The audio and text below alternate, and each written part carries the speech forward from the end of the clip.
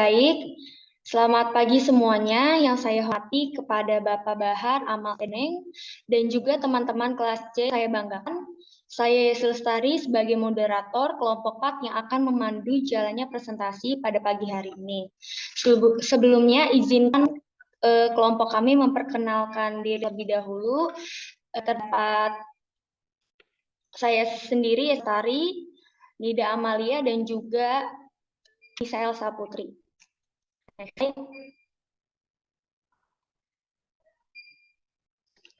Materi yang dibahas pada pemaparan kali ini adalah ada pengertian if else, dictionary, paket dan modul.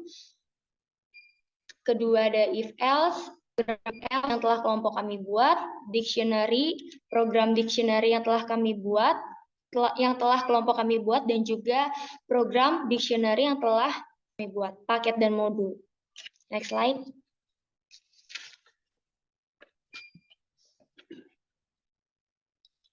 Baik, di sini saya sendiri akan menjelaskan pengertian dari if else secara umum.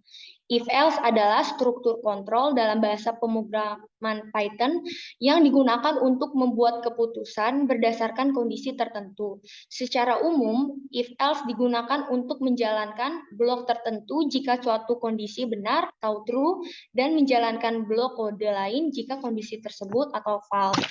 Jadi if else ini sebagai pengendali yang digunakan untuk membuat keputusan berdasar kondisi tertentu, dan juga ini memungkinkan program melakukan tindakan yang berbeda tergantung apakah suatu kondisinya benar atau salah. If bagian utama dari struktur pengendali if else, memberikan suatu kondisi yang dievaluasi jika kondisi tersebut benar atau true, maka blok pernyataan dalam if akan dieksekusi, sedangkan else sebagai opsional dan digunakan jika kondisi dalam if adalah salah atau false. Jika kondisi ini terjadi, maka blok pernyataan di dalam else akan dieksekusi. Baik, pemaparan selanjutnya akan dipaparkan oleh teman saya.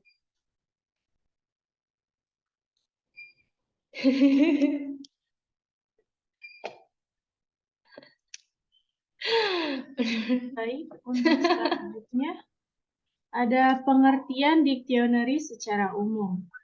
Dictionary Python merupakan tipe data yang memungkinkan penyimpanan informasi dalam pasangan key value. Dictionary ini menawarkan fleksibilitas dan efisiensi dalam mengorganisasi dan mengakses data. Dictionary adalah salah satu struktur data yang sangat berguna dalam Python dan sering digunakan untuk menyimpan dan mengelola data yang terstruktur. Baik, pemaparan materi selanjutnya akan disampaikan oleh rekan saya.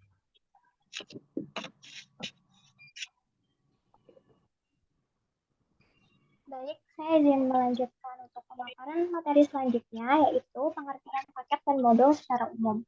Modul sendiri pada Python merupakan sebuah file yang berekstensi py yang berisi script Python. Nama dari modul sendiri adalah nama dari file itu sendiri yang ingin kita buat. Seperti contohnya kita memiliki sebuah file bernama fisika, maka kita akan menulisnya sebagai fisika.py. Maka kita telah membuat sebuah modul yang bernama fisika. Iya Bapak. Mohon maaf sebelumnya. Saya tidak on cam karena sedang terkendala sinyal. Tapi mari coba dulu. Lalu selanjutnya, paket pada Python adalah sebuah cara untuk mengelola dan mengorganisir modul-modul Python dalam berbentuk direktori yang memungkinkan sebuah modul untuk diakses menggunakan namespace atau nama file yang akan kita buat menggunakan lokasi. Baik, selanjutnya ada pemrograman Python yang telah kami buat meliputi if else, dictionary, beserta modul dan paket. Untuk materi selanjutnya, silakan kepada rekan saya untuk melanjutkan. Baik, next slide.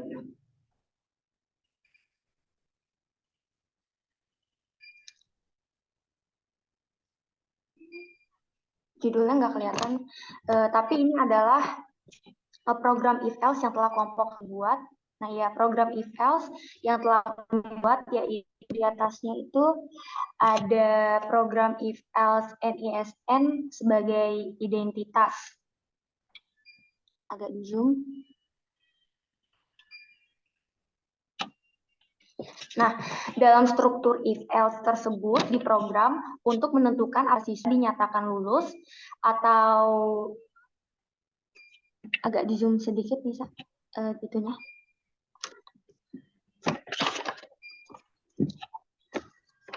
Ya, gambar tersebut teman-teman bisa lihat yang dimasukkan NISN. Pada gambar tersebut menggunakan struktur if-else dalam bahasa pemrograman untuk menemukan program nomor induk siswa nasional atau yang biasa disebut NISN dan menampilkan hasil kelulusan. Jika NISN ditemukan atau pesan bahwa NIS ditemukan, jika sebaliknya program memeriksa apakah NIS yang dimaksudkan oleh pengguna ada dalam daftar NIS yang telah NISN yang telah ditentukan. Jika NISN ditemukan, program akan menampilkan hasil kelulusan yang terkait dengan NISN tersebut. Jika ditemukan, program akan memberikan pesan bahwa NISN tidak ditemukan seperti pada gambar. Nah, yang di bawahnya adalah if-else input nilai-nilai siswa.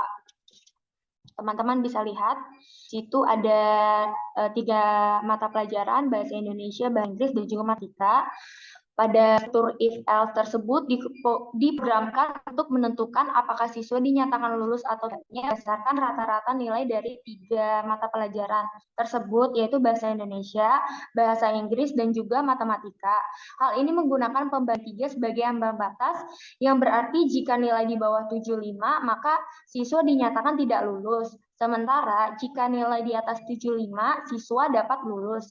Ini merupakan contoh sederhana dari bagaimana pernyataan kondisional digunakan dalam pemrograman untuk mengambil keputusan berdasarkan kondisi tertentu. Dalam hal ini, penggunaan if-else dalam Python sangat membantu dalam mengotomatisasi tindakan dalam kondisi tertentu serta dapat mengurangi pekerjaan manusia. Next slide.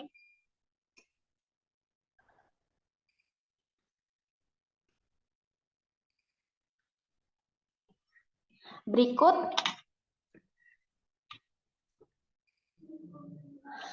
ini adalah flowchart NISN telah kelompok kami buat, teman-teman bisa lihat.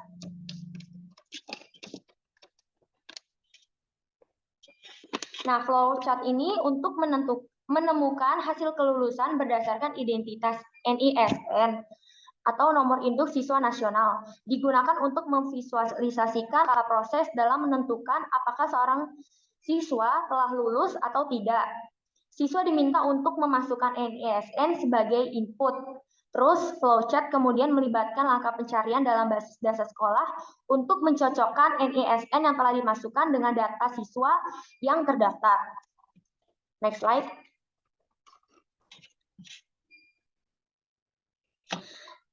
Teman-teman bisa lihat, berikut adalah flowchart nilai yang telah kelompok kami buat. Gambar di atas adalah flowchart nilai pada if-else yang menunjukkan flowchart untuk menentukan apakah seorang siswa dapat lulus atau tidak berdasarkan rata-rata nilai. Flowchart ini memvisualisasikan alur logika program yang biasanya digunakan dalam pemrograman untuk pengambilan keputusan berdasarkan kondisinya, dan flowchart ini menemukan hasil kelulusan berdasarkan identitas NISN yang adalah visual digunakan untuk memvisualisasikan langkah-langkah proses dalam menentukan apakah seorang siswa itu dapat dinyatakan lulus atau tidak. Jadi kalau seandainya nilai di bawah 75, yang akan keluar siswa tersebut rata-rata atau tidak lulus. Tetapi jika seandainya di atas 75, output yang keluar adalah siswa tersebut di atas atau sama dengan rata-rata atau dinyatakan lulus. Baik, pemaparan materi selanjutnya akan dijelaskan oleh teman saya.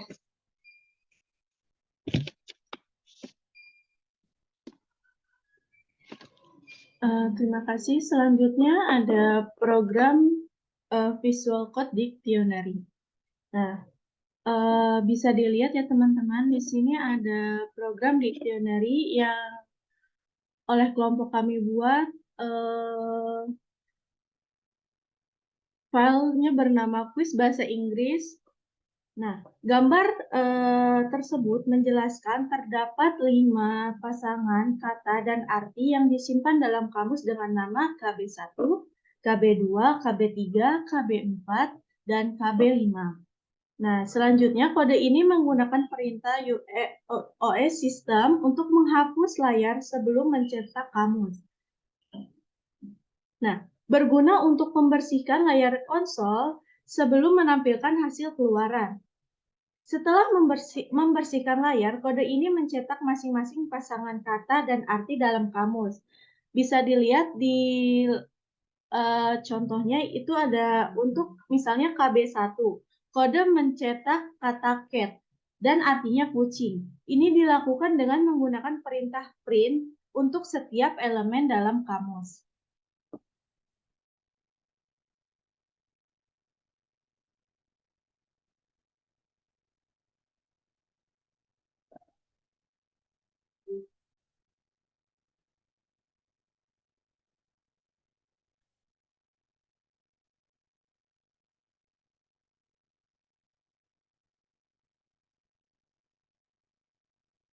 Selanjutnya ada flowchart dictionary.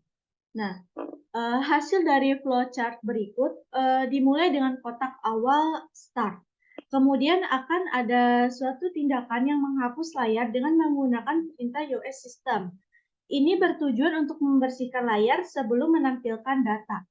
Nah, setelah itu terdapat serangkaian kotak proses yang mewakili inisialisasi beberapa dictionary KB1 hingga KB5 yang seperti ada di layar ya, teman-teman. Nah, yang berisi pasangan kata dan arti. Setiap dictionary ini memiliki 2 elemen, yaitu kata dan arti yang mewakili kata dalam bahasa Inggris dan artinya dalam bahasa Indonesia. Nah, setelah menganalisasi dictionary, ada serangkaian kotak proses yang mencetak kata dan arti dari setiap dictionary ke layar. Proses ini diulang untuk setiap dictionary dari KB1 hingga KB5. Nah, masing-masing dicetak dengan format kata, diikuti oleh kata dalam bahasa Inggris dan arti, dan diikuti oleh arti dalam bahasa Indonesia. Dan terakhir, flowchart ini berakhir dengan kotak akhir yaitu N. Bisa dilihat contohnya seperti di layar ya, teman-teman.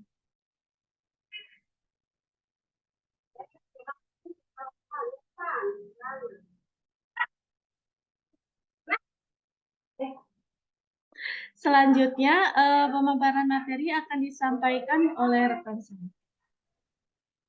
Baik, saya izin melanjutkan materi untuk program modul dan paket. Berikut teman-teman bisa lihat program modul gaya yang pertama yang sudah kami buat. Kode yang tertera di atas adalah sebuah fungsi Python yang disebut gaya. Fungsi ini memiliki 2 parameter, yaitu ada massa dan kecepatan. Ketika kita memanggil fungsi gaya ini dengan memberikan nilai untuk kedua parameter, fungsi ini akan menghitung gaya menggunakan rumus fisika Newton, yaitu untuk rumusnya sendiri adalah rumus gaya sendiri adalah massa dikali kecepatan. Nah, fungsi dari modul gaya ini apa sih? Fungsinya sendiri adalah memberikan nilai untuk massa dan kecepatan. Dan secara otomatis fungsinya sendiri akan langsung tercetak. Selanjutnya, fungsi ini menghitung gaya dengan mengalihkan massa dan kecepatan, lalu menyimpan hasilnya dalam variabel rumus. Lalu, perhitungan tersebut juga dikembalikan atau bisa kita lihat return dari fungsi yang memungkinkan kita untuk menggunakan hasil perhitungan dalam program. Nah, lalu untuk modul selanjutnya ada modul kecepatan. Dalam modul kecepatan sendiri, kelompok kami menggunakan rumus jarak per waktu atau dibagi waktu. Jadi ketika kita memanggil fungsi kecepatan dengan memberikan nilai untuk kedua meter ini, fungsi ini akan langsung memberikan hasil dari perhitungan yang sudah kita buat tadi.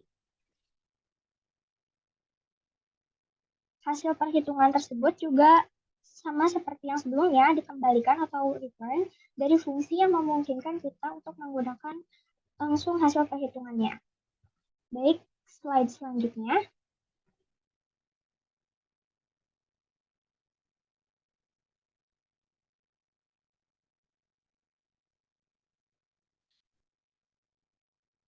Baik, saya izin menjelaskan untuk slide berikutnya, yaitu flowchart dari modul gaya yang telah dibuat.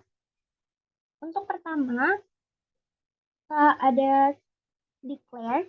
Yang kedua, kami menginput rumus yang telah diberikan, yaitu massa dan percepatan.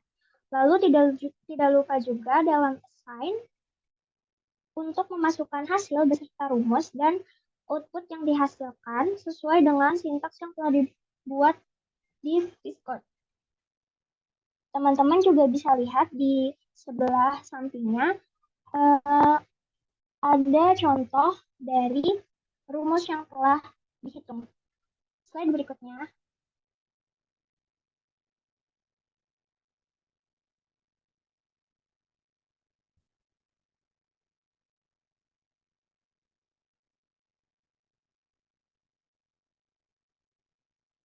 Dan untuk slide berikutnya juga itu merupakan hasil dari modul dan paket yang sudah kami buat.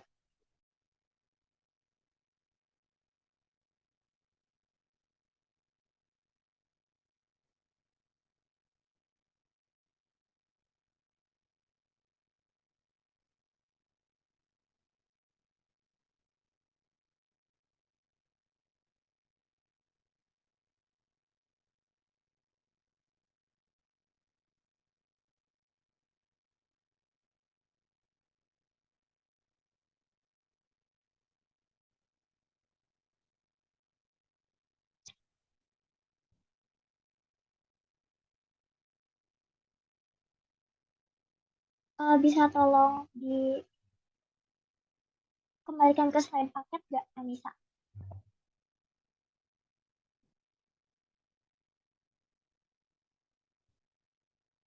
Nah, baik untuk selanjutnya, tadi mohon maaf sempat terlewat untuk slide ini. Jadi, berikut ini merupakan program paket yang telah kami buat, yaitu adalah ada rumus-rumus dari kecepatan beserta gaya itu sendiri.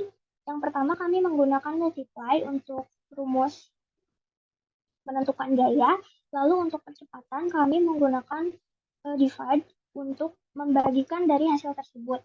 Nah, tadi sudah disinggung sedikit juga oleh rekan saya, untuk import OS sendiri adalah sistem operasi yang seperti membersihkan layar.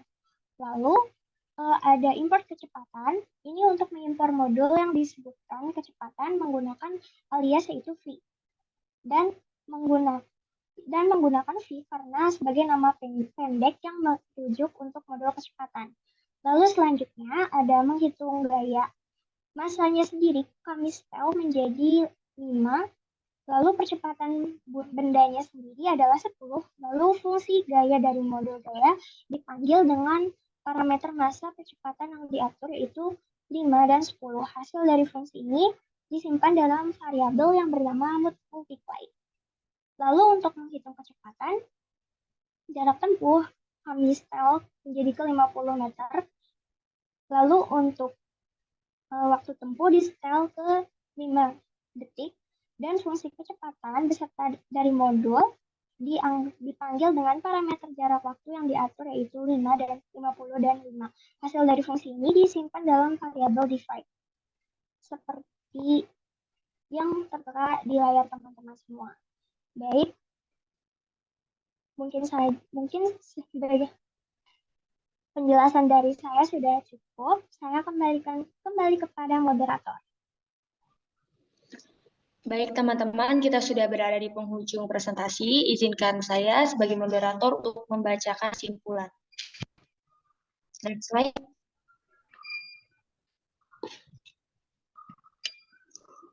Kesimpulannya, Python menyediakan alat dasar yang penting dalam pemrograman.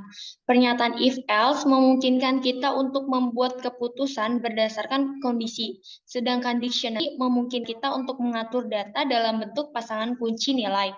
Modul memungkinkan kita untuk mengelompokkan kode ke dalam file terpisah, sementara paket membantu mengorganisasi modul-modul dalam struktur direktori yang lebih besar. Dengan memahami konsep-konsep ini, kita dapat mengembangkan kode Python yang lebih terstruktur dan juga efisien. Demikian presentasi pada kelompok kami. Mohon maaf jika terdapat kendala dan juga kesalahan kata.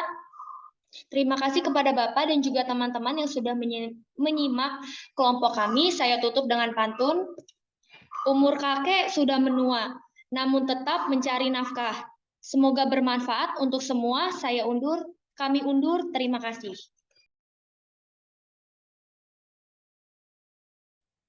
Oke,